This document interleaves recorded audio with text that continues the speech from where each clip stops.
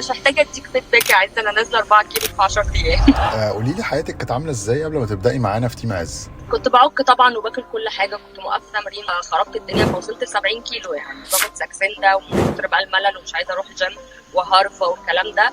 وطبعا هو بهدلني وعمل لي قرحه في المعده، اول مره احس ان انا بخس من غير ما وشي يبقى تعبان وجسمي حاسه فيه بإرهاق. طبعا التمرين ضاغط جدا، كل اللي انا بنزله ده يعني حتى لما ابقى واقفه قدام المرايه كده بحس ان انا لا مش خاسه الرقم الكبير ده بحاجه وحشه. يعني النظام صراحه ولا مكرهني في الاكل ولا مكرهني في التمرين صراحه. وايه اكتر تفصيله ركزنا فيها فرقت معاكي؟ المتابعه، يعني هي نمبر 1 المتابعه، بلس بقى الحاجات اللي انتوا عاملينها نتيجتها باينه. يعني ممكن تقولي لي ايه اكتر حاجه عجبتك في السيرفيس؟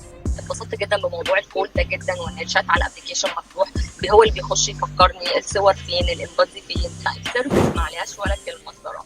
والنتيجه اللي وصلنا ليها سوا مرضيه بالنسبه لك؟ جدا جدا جدا والله جدا، وهنفضل مكملين لان ده بالنسبه لي لايف ستايل. ممكن تقولي لي ايه اللي بيخليكي تجددي اشتراكك معانا في تيم عز؟ عشان انا مرتاحه جدا وحاسه ان الفلوس اللي بتدفعيها معانا ورث ات؟ ده مش رقم اصلا يا عز، فهو بالنسبه لي على المتابعه والطريقه دي وعلى اللي انا وصلت انت له. عارفه انت خسيتي كام كيلو معانا؟ 11 كيلو.